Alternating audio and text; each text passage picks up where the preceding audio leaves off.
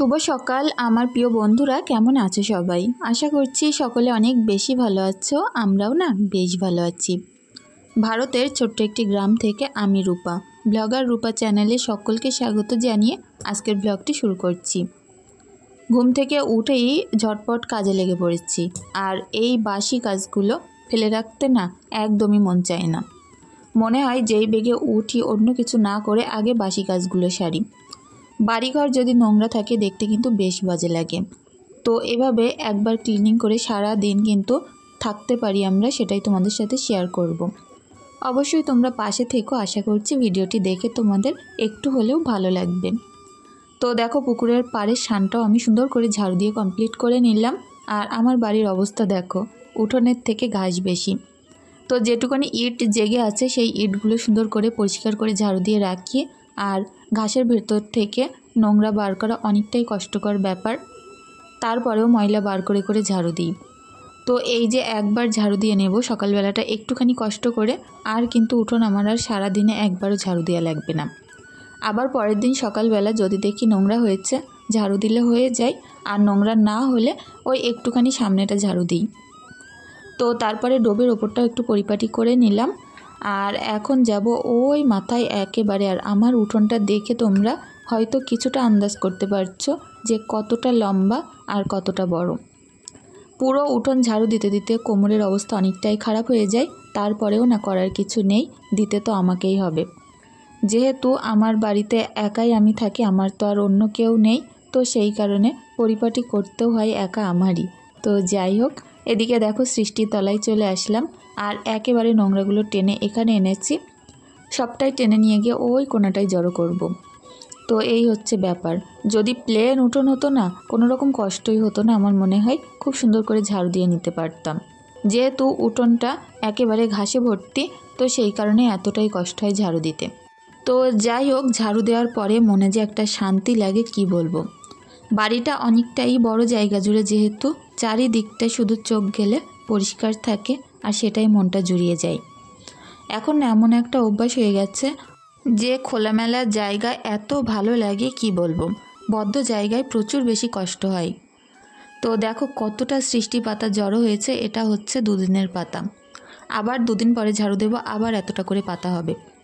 আর সবথেকে কষ্টের বিষয় হচ্ছে আমার বাড়িতে এই সময়টায় শুকনোর সময় গাছের পাতা কুড়ানো আর ঝাড়ু দিয়ে পরিষ্কার করা। তো যাই হোক, এখানে জড়ো করে রাখছি, এগুলো তুলে ফেলবো না, কারণ আমাদের বাড়ির পাশে একটা বউ আছে, সে এগুলো নিয়ে জাল দেয়। তো তার জন্যই গুছিয়ে রাখলাম। তো যাই হোক, বস্তায় ভরে অন্য টাইমে রেখে দেবো, এসে যে কোনো একটা টাইমে এসে নিয়ে যাবে। আর এখন যেহেতু ঠান্ডাটা চলেই যাওয়ার মতো পালা হয়েছে, তো এই যে টাইমটা এখন তার ব্ল্যাঙ্কেট সেরকম লাগছে না, একটুখানি করে গায়ে দিই, আবার পায়ের ওপরে ফেলে রাখি। এইভাবে রাতগুলো কাটছে, একদমই ঠান্ডা লাগছে না। তো ভাবছি এরকম একটু একটু রোদ্দুরে দিই, আর তারপরে একদিন কেচে কেচে এগুলো সবটাই তুলে দেব। তো আজকে ঈশা অনেক জায়গায় হিসু করেছে খাটে রাত্রে, তো সেই কারণে আজকে আমার তোষকটা তুলে সেই সব জায়গাগুলো পরিষ্কার করে মেলে দিতে হবে। তো ওই কারণে ব্ল্যাঙ্কেটটাও একটুখানি রোদ্রে দিয়ে রাখলাম। আর এখন চলে এসেছি ডাইরেক্ট একেবারে উনুন পাড়ে। তো উনুন পাড়টা সুন্দর করে একেবারে পরিপাটি করে পরিষ্কার পরিচ্ছন্ন করব। তো তার কারণেই লেপে মুছে নিচ্ছি। প্রত্যেক দিনের একটা নিয়তন অভ্যেস, যেটা হচ্ছে আমার উনুন পাড় পরিপাটি রাখা। রান্না খাওয়ার জায়গাটা সবথেকে আগে আমি মনে করি পরিষ্কার রাখা দরকার। তো ঘরের কাজটা এখনও পড়েই আছে, ঘরের অনেকগুলো কাজ আজকে করতে হবে, কারণ তোষকগুলো তুলে রোদ্রে দেব। আর এমনিতেও কি বলো তো, সপ্তাহে একদিন করে তোষকটা কিন্তু রোদ্রে দিলে ভালো হয়। কারণ আমরা হয়তো লেপ কাঁথা কম্বল এগুলো রোদ্রে দিতে পারি, কিন্তু তোষকটা না সবসময় তো আর তোলা সম্ভব হয় না, তো সেই কারণে তোষকটা পড়ে থাকে। তো আমি যেভাবে সপ্তাহে একদিন করে সমস্ত তোষক সব রোদ্রে দিই, আর সেই সঙ্গে বালিশও। আজকে আর বালিশগুলো রোদ্রে দেবো না, কারণ আগের দিন আমি দিয়ে রেখেছিলাম। আজকে শুধু তোষক রোদ্রে দেব, আর খাটটাকে সুন্দর করে পরিপাটি করব। সপ্তাহে একদিন কিন্তু আমরা একটু বিনা কষ্টেও এই সকল কাজগুলো করতেই পারি। তো যাই হোক, বাইরের কাজটা আগে শেষ হোক, তারপরে এই ঘরের কাজগুলো করব। আর এদিকে লেপা মোছা প্রায় কমপ্লিট, আরও তাড়াতাড়ি হয়ে যেত জানো তো। তো দেরি হচ্ছে একটাই কারণে, নোনা লেগে মাটিগুলো ঝরে পড়ে যাচ্ছে, আর সবটাই তাপ্পি তুপ্পি দিয়ে আবার ঠিক করে রাখতে হচ্ছে। তো যাই হোক, কাল এক বোন আমাকে কমেন্ট করেছিলে যে দোকানটা আমাদের কিসের। আমাদের হচ্ছে মুদিখানা আর ঠান্ডার দোকান। আর আমার হাজব্যান্ড দেখাশোনা করে কিনা। আমার হাজব্যান্ড অবশ্যই দেখে, তো সে দেখে বলেই আমার দোকানে কম যেতে হয়। আর যখন সে তার কাজে থাকে তখন আমাকে দোকানটা দেখতে হয়। তো দুজনা দুদিকে ব্যস্ত থাকি, যার কারণে না সংসারের কাজগুলো আমার অনেকটাই তাড়াহুড়ো করে করতে হয়। সকালবেলা এই যে এত তাড়াহুড়োর মধ্যে কাজগুলো করি, তারপরে মাঝে একবার দোকানে চলে যাই, আর তারপরে বাড়িতে এসে আবার রান্না। তো এইভাবেই চলছে জীবনযাপন। যাই হোক, আজকে একটা অনেক বড় শখের একটা জিনিস তোমাদের সঙ্গে শেয়ার করতে চলেছি, অবশ্যই পাশে থেকো। যদিও বা পূরণ করাটা অনেকটাই সাধ্যের বাইরে, তবুও চেষ্টা করে চলছে আমার হাজব্যান্ড যে আমার শখটাকে পূরণ করার জন্য। তো অবশ্যই পাশে থেকো, তোমাদের সাথে শেয়ার করব শখটা কী। তো যাই হোক, এদিকে দেখো সুন্দর করে অনেকগুলো জামা কাপড় নিয়েছি, আছাড় দিয়ে একটু কেচে নেব। আর ওই প্রত্যেক দিনের মতো বাচ্চা কাচ্চার জামা কাপড়ই বেশি, তো এভাবে তো কাচতেই হবে যতদিন বাচ্চা কাচ্চা ছোটো থাকবে, বড় হলেও তাই। মায়েদের কাজের তো আর শেষ থাকে না, তাদের বাচ্চাদের কাজ, নিজেদের কাজ, হাজব্যান্ডের কাজ, সবটাই তো বাড়ির একা মেয়ে মানুষই করতে পারে। তো যাই হোক, সেইভাবেই করে চলছি। সুহানা খান বোন আমাকে জিজ্ঞাসা করেছো ভারতের কোন জায়গায় আমার বাড়ি। আমার বাড়ি হচ্ছে বসিরহাটের ভিতরে, উত্তর 24 পরগনা। যাই হোক, কমেন্টে রিপ্লাইটা অনেকবার দিয়েছি, তুমি হয়তো আমার নতুন বন্ধু, ওই কারণে জানো না। তো এদিকে দেখো জামা কাপড়গুলো কাচা শেষ, এখন সুন্দর করে এগুলো ধুয়ে নেব। আর প্রত্যেকটা জামা কাপড় একটু কষলে কষলে ধুয়ে নিচ্ছি, যাতে করে নোংরাটা সুন্দর বেরিয়ে যায়। আর শান থেকে কতটা নিচেই নেমে গেছে দেখছো পানি, আর একটু তো উপর হয়ে নিচু হয়ে হয়ে ধুতে হচ্ছে। তো যাই হোক, ওই পাশের পাটটার অবস্থা অনেকটাই খারাপ, এবছর বর্ষা আসলে হয়তো ভেঙেই যাবে, এতটাই খারাপ অবস্থা। তো এদিকে দেখো জামা কাপড়গুলো নিয়ে চলে যাচ্ছে, এগুলো মেলবো। ওই কারণে না দড়ির এক পাশটা ফাঁকা রেখেছি, আর এক পাশে ওই যে তোলা ব্ল্যাঙ্কেটগুলো মেলে দিয়েছি। তো সব কাজ একটু বুদ্ধিসাদ্ধি করে করতে হয়, আর অল্প টাইমের মধ্যে করার জন্য অবশ্যই কিছু কিছু টিপস তো থাকেই সংসারে। তো চলো, বাইরের কাজগুলো সারতে পারলে এবার আবার ঘরের কাজও করতে হবে। তো উঠোনটা তো ঝাড়ু দেওয়া হয়ে গেছে, যার কারণে মনটা অনেকটাই শান্তি লাগছে। তো বিছনার চাদরটা আগে তুলবো, আর বিছনার চাদর তোলাটা কী বলবো, অনেকটা কষ্টকর ব্যাপার, তুললেই আবার কাচতে হয়। তো এই বিছনার চাদরটা তুলে দেবো একটাই কারণে, নোংরা হয়নি, তবুও তুলতে হচ্ছে, প্রচুর বেশি তেলা, খাটে পাতলে থাকছে না। আর সবথেকে বড় কথা, অনেকটাই ছোট, যেটা চারিদিক থেকে গোজা যাচ্ছে না, যার কারণেই সরে আসছে। আর এই যে বালিশ কটা প্রত্যেকটা গুছিয়ে জায়গা মতো রেখে দেব, দিয়ে আগে আমি বেডশিট তুলব, তারপরে তোশক তুলব, আর তারপরে সবটা ছাদে মেলে দিয়ে আসবো। তো সপ্তাহে একদিন কিন্তু আমরা এরকমভাবে কম কষ্টের মধ্যে ক্লিনিং করতেই পারি। তো সপ্তাহে একদিন যদি এরকম তোশকটা একটু রোদ্রে দিই, সেটা কিন্তু সারা বছর পরিপাটি থাকে। তো একদিন এই কষ্ট করার কারণে কিন্তু সারা বছর আমাদের সংসারটা অনেকটাই বেশি পরিষ্কার পরিচ্ছন্ন থাকে। তো আমার এই তোশকের অবস্থাটা দেখো, চারিদিক থেকে ফুটো ফাটা হয়ে গেছে। তো যাই হোক, তার কারণে এর উপরে আর একটা বেডশিট দেওয়া ছিল। তো তুলোও বার হচ্ছে দুই এক জায়গা দিয়ে, দেখি কোনো একদিন এটাকে ঠিকঠাক করিয়ে নেব। তো এখন চলো এটাকে ছাদে দিয়ে আসি, তারপরে দেখা হচ্ছে। তো ওই যে তোশকটা খুব কষ্ট করে ছাদে তুললাম, এতটাই ভারী ছিল, মনে হচ্ছে যেন একটা মানুষ নিয়ে যাচ্ছি। তো ওটাকে তুলে সুন্দর করে রোদ্রে মেলে দিয়ে আসলাম, একেবারে সেই সন্ধ্যাবেলা নামাবো। তো ততক্ষণে কি খাটটা এরকম ফাঁকা থাকবে, দেখতে কেমন লাগে না? তো সেই কারণে একটা বেডশিট পেতে দিচ্ছি। আর ঈশা দেখো, ও তো আমাকে খাওয়াবে বলে ব্যস্ত, কিছুটা খাবার এনে বারবার আমাকে দিতে যাচ্ছিল। তো যেহেতু প্রত্যেকটা মিষ্টি খাবার মিথ্যে মিথ্যে খেয়ে আমি আবার ওকে বাটিটা ফেরত দিয়ে দিয়েছি। এখন দেখো খাটটা খুব সুন্দরভাবে গুছিয়ে নিয়েছি। আর নিচের অবস্থাটা দেখো, যে বেডশিটগুলো তুলেছি এগুলো আজকে আর কাচা হবে না, একেবারে কালকেই পরিষ্কার করে দেব। আর নিচে একটা বিছনা পেতে রেখে দিয়েছিলাম, কারণ এখানে বসে ঈশা খেলা করছিল আর আমি ওপরে কাজ করছিলাম। তো আমি যখনই যে কাজই করি না কেন, আমার পেছন পেছন আমার বাচ্চারা তো থাকে, তো সেই কারণে এরকম ব্যবস্থাও করতে হয়। তো সপ্তাহে একবার যেহেতু রুম ক্লিনিং ভালোভাবে করব, তো সেই কারণে টাইনাগুলো একটু সুন্দর করে মুছে নিলাম, কাঁচ, তারপরে শোকেস, ড্রেসিং টেবিল সবটাই।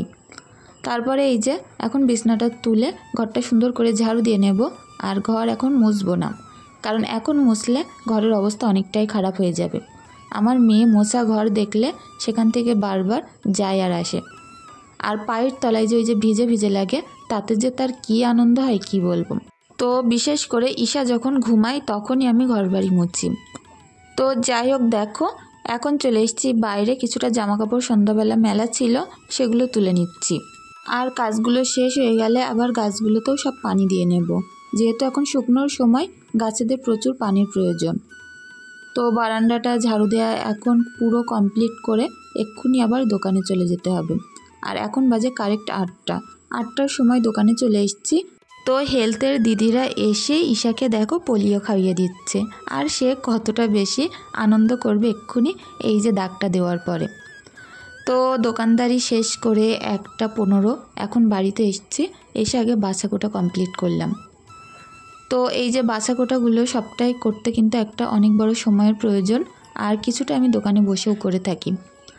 তো দোকানে বসে আলু টালুগুলো কেটেছিলাম, বাড়ি এসে অল্প একটু ফুলকপি ছিল ফ্রিজে কাটা, তো সেইটুকুনি নিয়েছি।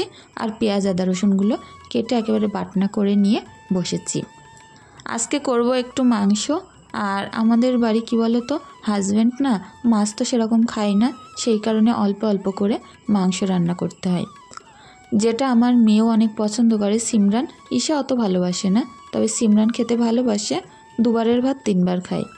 তো এটাই হচ্ছে ব্যাপার, সেই কারণে মাংস করতে হয়। আমার মাংসর থেকে মাছটাই বেশি ভালো লাগে।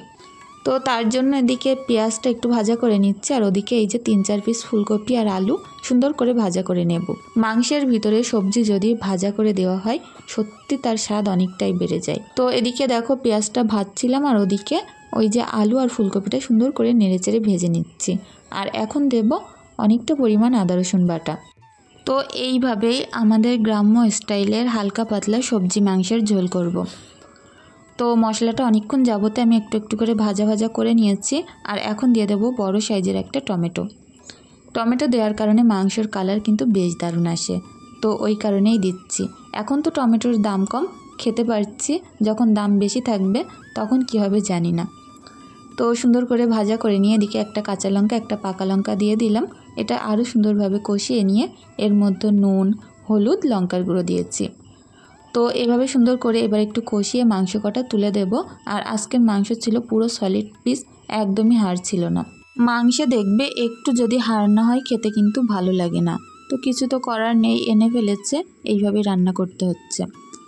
এর থেকে কিছুটা মাংস আমি আরও সলিড দেখে তুলে নিয়েছি, তো সেগুলো দিয়ে কোনো একদিন দেখি স্যুপ বানিয়ে ফেলবো। তো এদিকে ফুলকপি আলুটা ভাজতে ভাজতে প্রায় 8 সিদ্ধ মতো আমি করে নিচ্ছি। আর এদিকে মাংসটা কষিয়ে সুন্দর করে এখন ঝোল দিয়ে দিচ্ছি। আর এই অল্প একটুখানি ঝোলের মধ্যে আলু ফুলকপিটা সুন্দর করে কষিয়ে নিয়ে তারপরে লাস্টে আর একটু ঝোল অ্যাড করব। তো ঈশার জন্য 1 পিস ফুলকপি ওখানে তুলে দিলাম, কারণ ওখানে খাওয়ার জন্য বাটি নিয়ে বসে আছে। আলু কি সবজি ভাজা শেষ হতে দেখলেই না বাটি নিয়ে চলে আসে, আর কিছুটা সবজি আলু ওকে প্রত্যেক দিনই তুলে দিতে হয়। আর এপাশে করব অল্প একটুখানি লাউ শাক, যেহেতু আমাদের বাড়িতে লাউ গাছ হয়েছে, তো এখন প্রায় প্রত্যেক দিনই লাউ শাক খাওয়া পড়বে। লাউ শাকটা আমার প্রচুর বেশি ভালো লাগে, তো সেই কারণে চেষ্টা করি প্রত্যেক দিন একটা একটা করে ডগা কেটে রান্না করতে। দেখবে বেশি হলে শাক কিন্তু ভালো লাগে না, আবার এরকম কম কম হলে খেতে বেশ ভালো লাগে। আর এই শাকটা এতটাই জালি যে পানি দেওয়ার প্রয়োজন পড়ে না, তেলে দিয়ে নাড়তে নাড়তে পুরো গলে ক্ষীর হয়ে যায়, কারণ শাকগুলো প্রচুর সবুজ, আর যখন হলদেটে হলদেটে হয়ে যায় তখন কিন্তু শাক গলতে চায় না। তো যাই হোক, ওদিকে আস্তে আস্তে জাল লাগছে আর ওভাবে শাকটা ভাজবো। আর এদিকে মাংসটা সুন্দর করে কষিয়ে নিচ্ছি। পানি তো একদমই মরে এসছে, এখন দিয়ে দেব ঝোল। তো একটু পাতলা পাতলা হরগড়া ঝোল করব, লাল ঝোল পুরো, যেটা দেখেই 1 প্লেট ভাত খেতে ইচ্ছে করবে। আলুগুলোও না খুব সুন্দর সিদ্ধ হয়ে গেছে। তো যাই হোক বন্ধুরা, আমার আজকের ভিডিওটি তোমাদের কেমন লাগলো প্লিজ কমেন্ট করে জানিও। যদি কিছু ভুল ত্রুটি থেকে থাকে অবশ্যই ভিডিওটি ক্ষমা সুন্দর দৃষ্টিতে দেখার অনুরোধ রইল। তো দেখো মুরগির মাংসের সবজি দিয়ে পাতলা ঝোল করা শেষ, আর কতটা সুন্দর হয়েছে দেখতে। আর এটাকে একটুখানি ফুটিয়েই এখন নামিয়ে নেব, বেশিক্ষণ জাল করিনি। এভাবেই পাতলা পাতলা ঝোল নামিয়ে রাখবো। নামানোর সঙ্গে সঙ্গেই মাংসের ঝোলটা পুরো কালার এসে যাবে। আর এদিকে শাকটা এখন হালকা হালকা করে নাড়তে থাকবো। আর সিদ্ধ হয়ে গেছে পুরো, এবার ভাজা ভাজা করে নামিয়ে নেব। তো সারাদিন হয়তো ঘরে বাইরে দুদিকে কাজ করতে হয়, তার পেছনেও না নিজেকেও একটু সময় দিতে হয়। তো হাজব্যান্ডকে বলছিলাম বিকালবেলা কোনো জায়গায় একটু নিয়ে যেতে, তো সে দেখো আমাকে এবার কোথায় নিয়ে চলে আসলো খাওয়া দাওয়া করে। তো দেখো এই যে এসি সম্বন্ধে কোনো রকম ধারণা আমার নেই, তোমরা একটু বলো 5 স্টার এসি কোন কোম্পানিরটা ভালো হয়। 1.5 টনের এসি অনেকগুলোই দেখেছি, এখান থেকে বুঝতেই পারছি না কোনটা ভালো হবে। তো যাই হোক, ব্লু স্টার যে এসি আছে ওইগুলো কেমন হয় অবশ্যই তোমরা কমেন্ট করে জানিও। তো এই সম্বন্ধে কোনো রকম ধারণা আমার নেই যে কোনটা কেমন ভালো হয়, শুধু জিনিস দেখছি আর মনে হচ্ছে কোনটা ভালো তা কি জানি, এই হলো ব্যাপার। তো বন্ধুরা, আজকের ভিডিওটি এখানেই শেষ করছি।